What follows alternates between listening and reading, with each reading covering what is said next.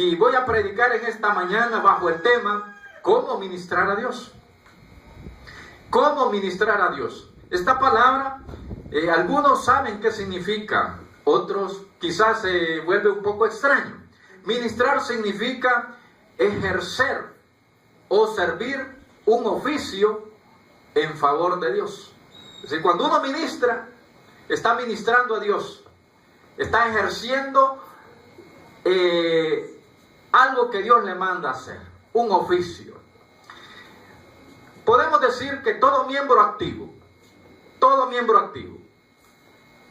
ya sea mujer u hombre, que viene y se para enfrente de un púlpito, ya sea orar, cantar, dirigir la cena, predicar y hacer otra cosa relacionada con Dios, ministra a Dios. Y como ministra a Dios, debe considerar y poner en práctica lo que a continuación vamos a hablar. ¿Cómo ministrar a Dios? Punto número 1, viviendo en santidad. Ese es uno de los puntos. Ministrar a Dios viviendo en santidad. Sin ese elemento no hay nada. Si el que ministra no vive en santidad, no hay ningún efecto productivo. No va a haber cambio de ninguna clase en la iglesia. Si no se ministra en santidad, no hay respaldo de Dios. Y si no hay respaldo de Dios, todo esfuerzo humano es un fracaso. Vamos a leer en primer libro de Samuel, capítulo 2,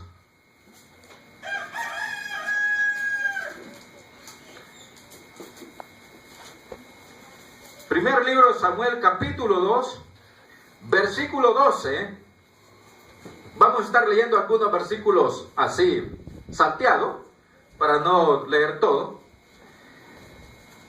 Primer libro de Samuel, capítulo 2, versículo 12, dice: los hijos de Elí eran hombres impíos y no tenían conocimiento de Jehová. Versículo 17.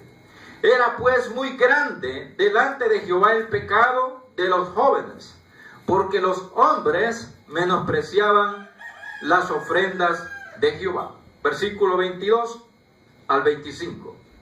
Pero Elí era muy viejo y oía de todo lo que sus hijos hacían con todo Israel y cómo dormían con las mujeres que velaban a la puerta del tabernáculo de reunión. Y les dijo: ¿por qué hacéis cosas semejantes? Porque yo oigo de todo este pueblo vuestros malos procederes. No, hijos míos, porque no es buena fama lo que yo oigo, pues hacéis pecar al pueblo de Jehová. Si pecare el hombre contra el hombre, los jueces le juzgarán. Mas si alguno pecare contra Jehová, ¿quién rogará por él? Pero ellos no oyeron la voz de su padre, porque Jehová había resuelto hacerlos morir. Versículos 29 y 30.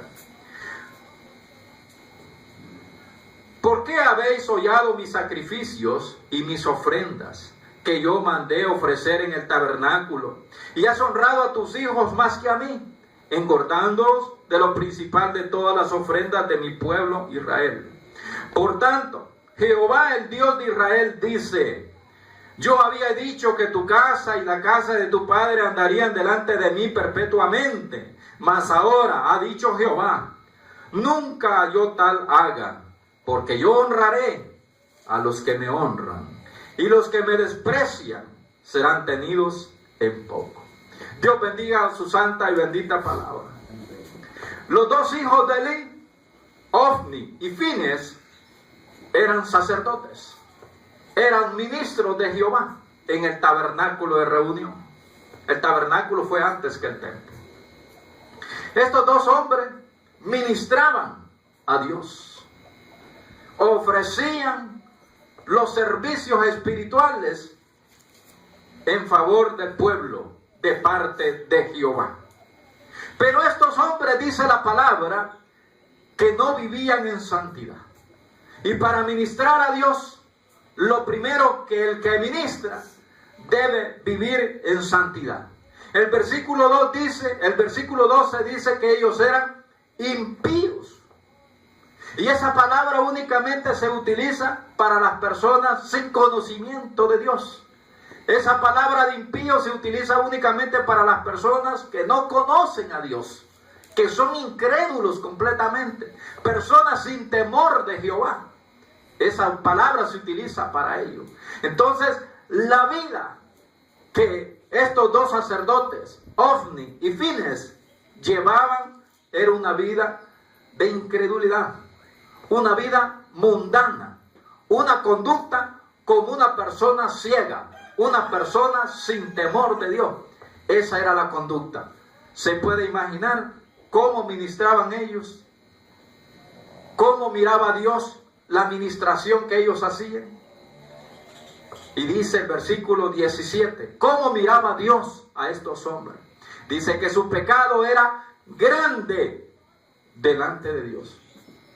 No era algo insignificante, no era algo pequeño. Dios ya había catalogado a estos hombres como grandes pecadores. ¿Ven? Como si fueran unos asesinos, como si fueran unos delincuentes. Estaban a la altura de los peores pecadores de la tierra. Era grande el pecado delante de Jehová. Sus prácticas eran terribles. Vivían en fornicación. Las mujeres temerosas de Dios que llegaban, dice, al tabernáculo, aquellas mujeres que llegaban a orar al tabernáculo, pues no las perdonaban. Se acostaban con ellas. O sea, sus prácticas eran delicadas delante del Señor. No estaban viviendo en santidad. Se acostaban con una y con otra y con otra mujer, y así, llenos de inmundicia, ministraban a Dios. Versículo 23 dice Elí que sus hijos tenían mal testimonio delante del pueblo. O sea que su vida era pública. La gente sabía su proceder, cómo vivían ellos. Estaban poniendo en mal el nombre de Jehová, estos dos sacerdotes, estos dos ministros del Señor. Y el versículo 25 es lo peor. Que Dios les había dado el tiempo y la oportunidad para enmendar sus errores. Pero el versículo 23 dice que ellos no quisieron corregirse. ¿Ven? Y les dijo, ¿por qué hacéis cosas semejantes? Porque yo oigo de todo este pueblo vuestros malos procederes. No, hijos míos, porque no es buena fama lo que yo oigo, pues hacéis pecar al pueblo de Jehová. Y el versículo 25 dice, pero ellos no oyeron la voz de su padre. Versículo 25. Es decir, que ellos no quisieron corregir su conducta. Ellos no les importó. Su padre era la máxima autoridad allí. Era el sumo sacerdote. Pero ellos no oyeron a su padre. Y, hermanos, Dios decidió algo. ¿Y sabe qué decidió Dios? Que no podía tener ministros, personas que ministraran en su nombre ahí en el tabernáculo y que fueran pecadores y que no quisieran cambiar su conducta, no quisieran corregirse. Entonces Dios, dice el versículo 30, decidió quitarles la vida. Mire, Dios también tiene autoridad. Ya cuando el hombre no quiere corregirse, cuando el siervo de Dios no quiere corregirse, cuando la sierva de Dios no quiere corregirse, entonces viene Dios y pone mano. Dice que Dios decidió resolver. Y dice la palabra de Dios, hermano, que dice Jehová, yo honraré a los que me honran. ¿Qué pasaba con estos dos hombres? Estaban deshonrando a Jehová. Estaban deshonrando a Dios. Cuando ministraban no les importaba que era Dios que estaban ministrando, las cosas de Dios, ¿verdad? Y dice, yo tengo en poco los que no me honran. Es decir, yo menosprecio a los que no me honran. Nuestra vida puede honrar a Dios. pero puede deshonrarlo.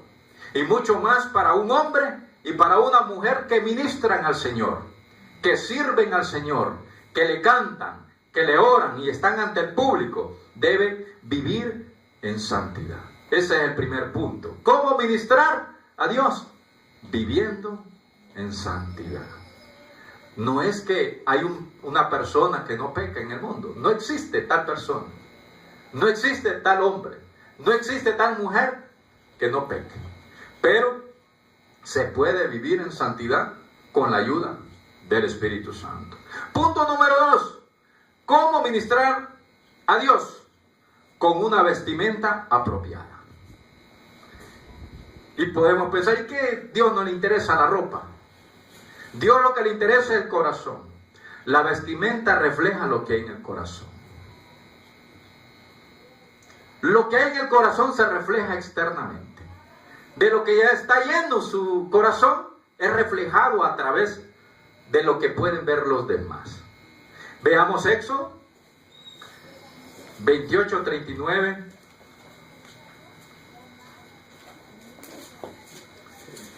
Libro de Éxodo, capítulo 28, versículo 39 al 43.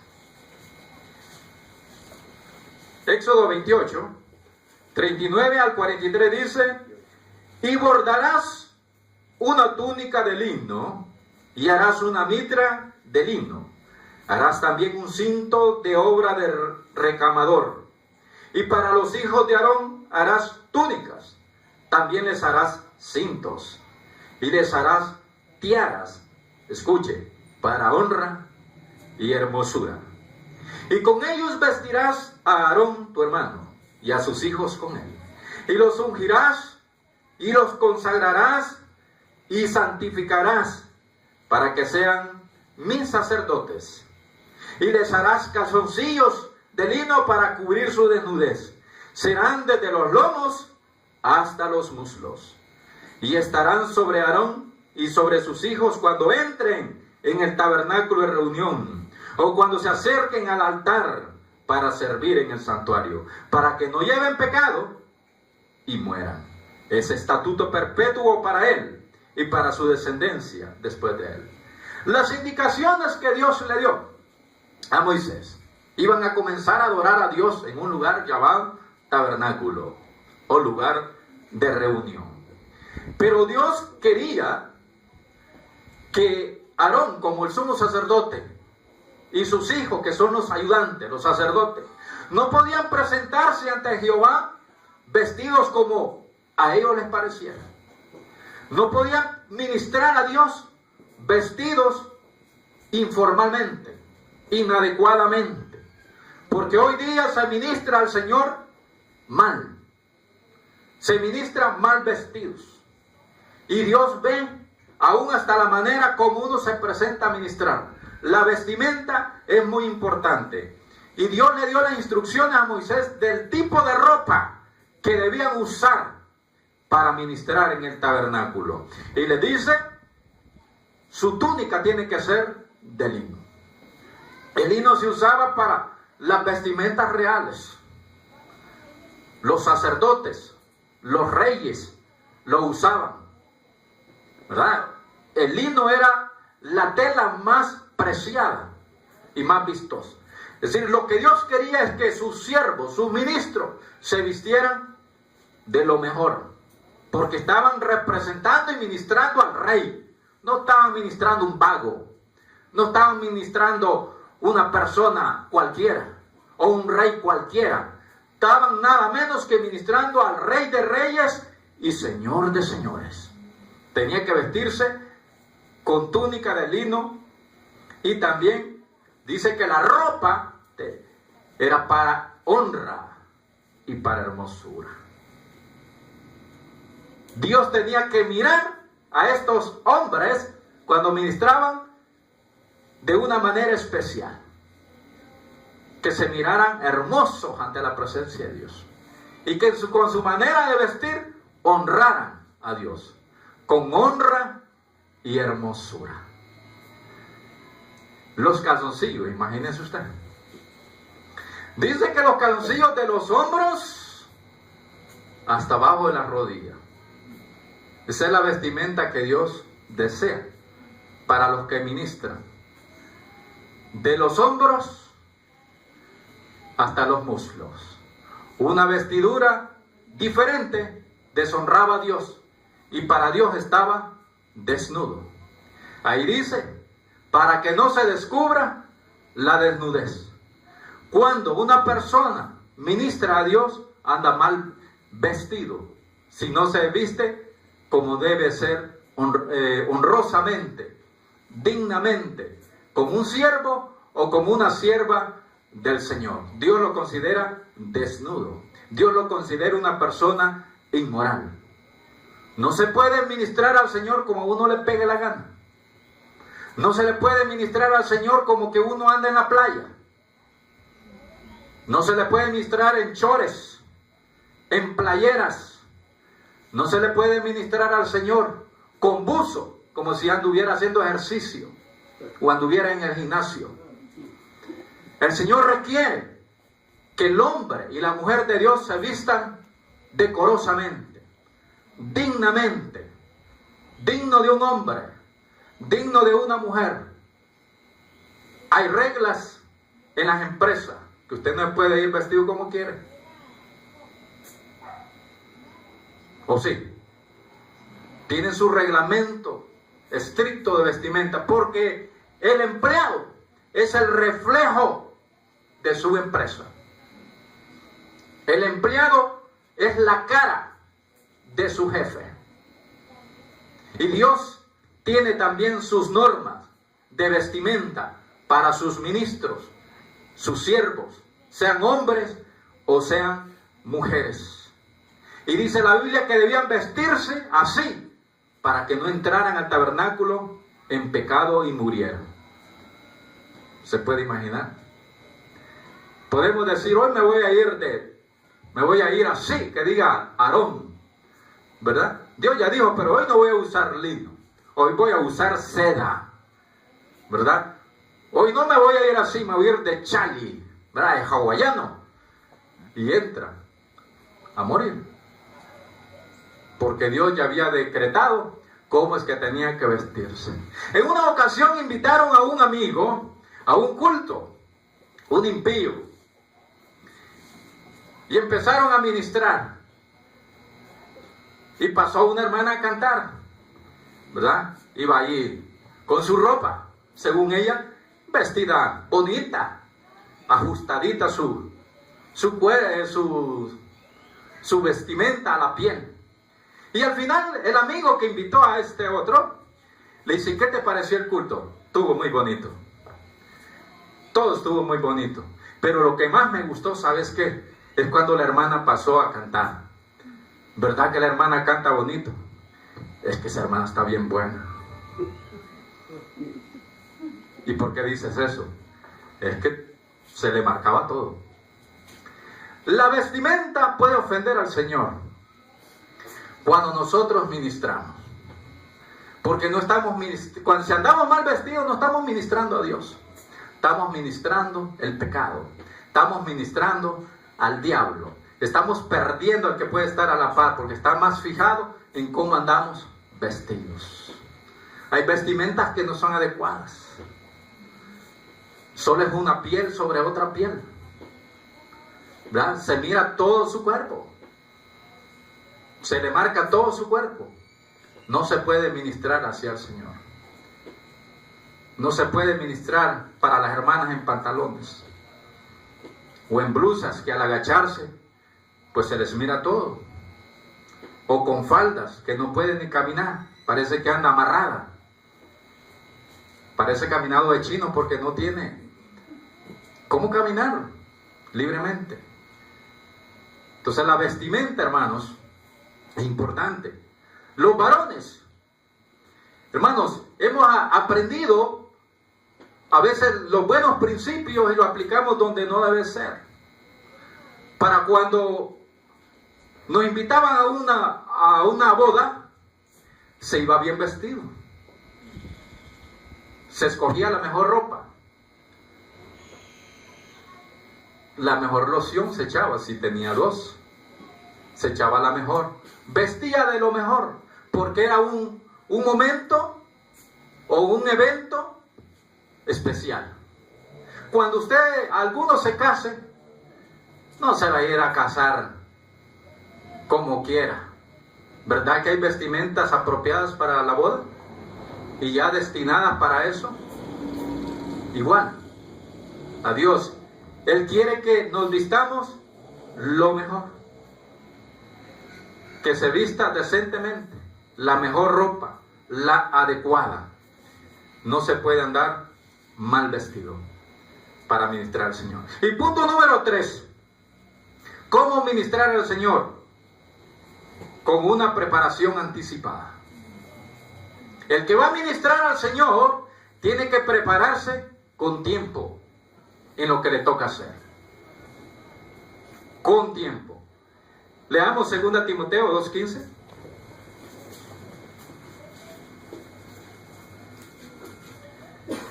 Segunda Timoteo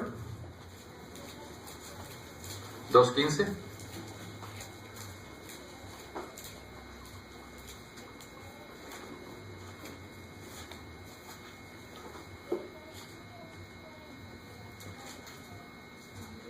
Amén, hermanos.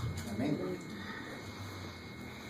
Procura con diligencia presentarte a Dios aprobado, como obrero que no tiene de qué avergonzarse, que usa bien la palabra de verdad.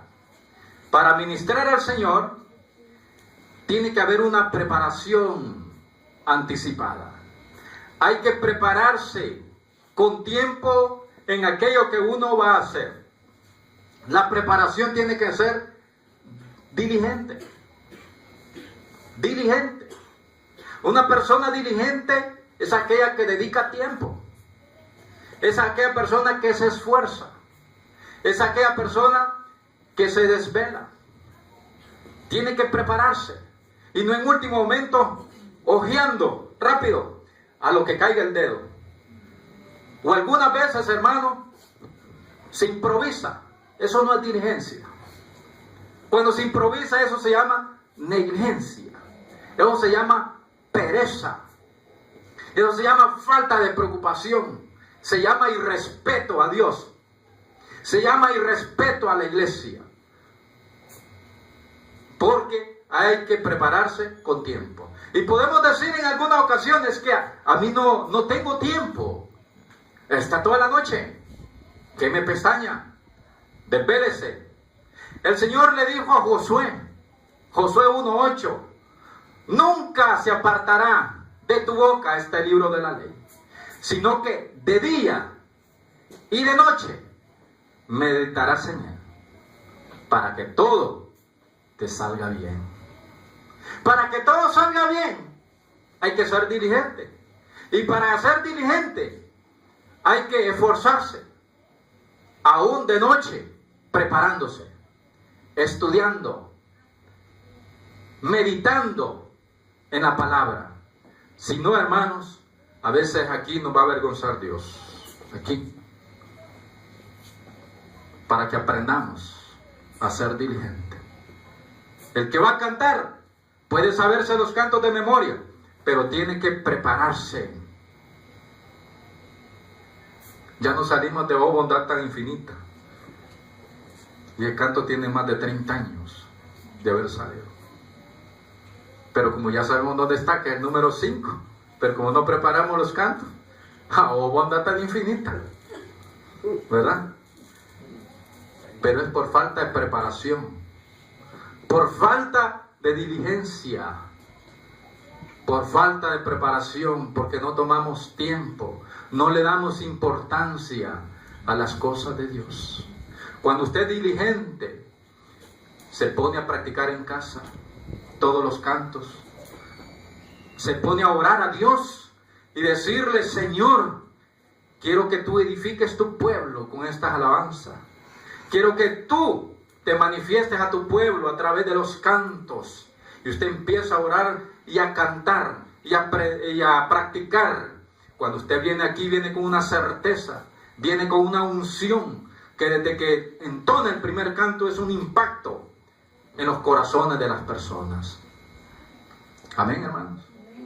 Cuando uno no se prepara, hasta el pueblo se duerme. Sí, porque no lleva unción lo que está haciendo.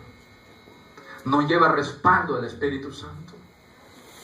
Pero cuando usted está ungido por el Espíritu, porque se ha preparado con tiempo, ha encomendado a Dios lo que va a hacer en ese momento, desde que usted se para, el Señor está respaldando. Procura con diligencia presentarte ante Dios. Es ante Dios que nos presentamos cuando ministramos.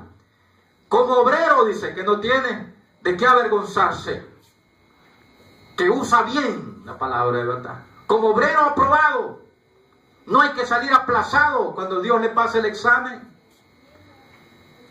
Hay que pasar el examen, hay que prepararse anticipadamente. Leamos otro pasaje en 2 Timoteo, ahí mismo, 4:13.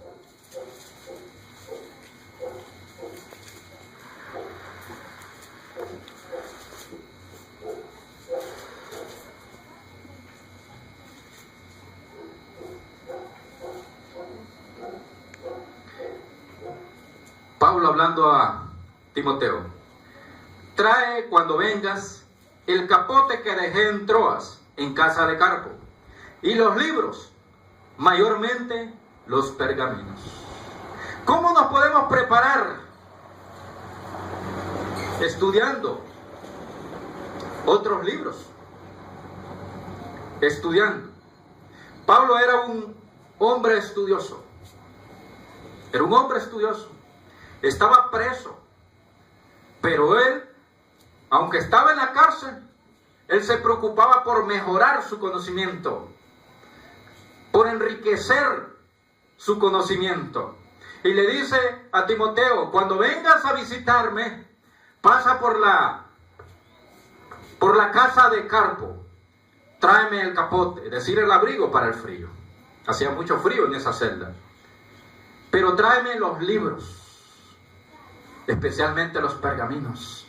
Para él eran muy importantes estudiar, leer los libros, estar al día, estudiando, meditando. Es decir, que el siervo y la sierva del Señor tienen que estudiar, tienen que dedicar tiempo, tienen que leer, mantenerse con un conocimiento siempre fresco. El que lee va a tener algo siempre que decir. El que no lee, dice: ¿y de qué predico? Llega a un tope que no haya. Y le venimos escuchando el mensaje, hasta por 5 años el mismo mensaje, porque ya no haya.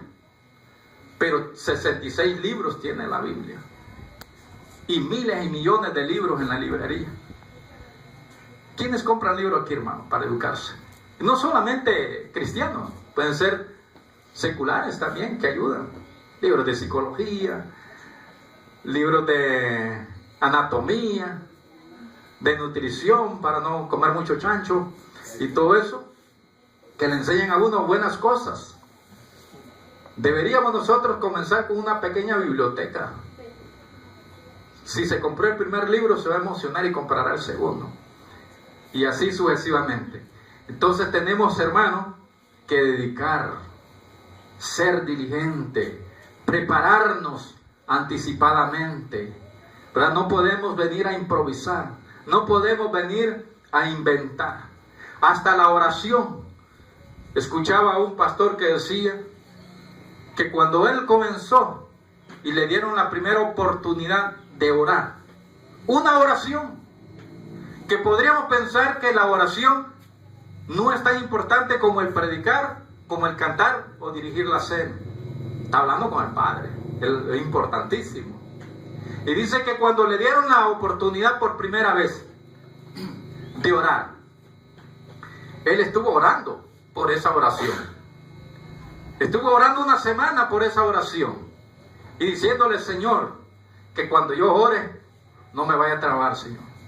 Señor, que cuando yo ore no me vayan a agarrar los nervios. Dame fortaleza para orar con valentía, para que yo ore y tú puedas abrir la puerta de las bendiciones en el culto. Que mi oración sea la puerta abierta para la adoración a todos los hermanos. Ayúdame a orar como tú quieres que ore. Y se puso a orar. Y nosotros, parece que la oración es importante. No nos preparamos con tiempo para orar. Y nos dicen, hermanos, ore por esto. Y terminamos orando por otra cosa. Porque no nos preparamos. No sabemos ni lo que estamos diciendo. Ore por los enfermos. Y termina orando por el presidente de la República, que está bien cómodo allá él. Es decir, que debemos nosotros saber. Cuando nos preparamos, vamos a lo específico, a lo que debe ser. No desviarnos, ni a derecha, ni a izquierda. Finalizamos con 1 Timoteo 4:13. Ahora vamos a la primera carta. 4:13. Un consejo que Pablo le da al joven Timoteo. Timoteo tenía por lo menos la edad del hermano Fernando, o más joven que el hermano Fernando, cuando era pastor de una iglesia. Estaba bien joven. Pero los consejos de Pablo le ayudaron a que este hombre tuviera la experiencia y la capacidad como un pastor ya experimentado. 1 Timoteo 4:13. Entre tanto que voy, ocúpate en la lectura, la exhortación y la enseñanza. Qué consejo más bonito de Pablo. Le está diciendo, no pierdas el tiempo, ni te hagas perezoso. Mientras yo voy a visitarte, ocúpate en mantenerte leyendo. Lee mucho. Ocúpate en la exhortación y la enseñanza. Para que la enseñanza sea efectiva, hay que leer. Para que la exhortación pueda tener pegue o toque ahí en la vida de las personas, hay que leer. Hay que estudiar. Hay que prepararse. Hay que desvelarse. Hay que pasar tiempo orando, poniendo en manos de Dios el mensaje, poniendo en manos de Dios el canto, poniendo en manos de Dios la comunión, poniendo en manos de Dios la oración, y así todo lo que se ministra para honra y gloria al Señor. Amén, hermanos. En conclusión, ¿cómo ministrar a Dios? 3 puntos. Número 1, viviendo en santidad. Número 2, vistiendo apropiadamente. Número 3, preparándonos anticipadamente. Que Dios me le bendiga en esta mañana.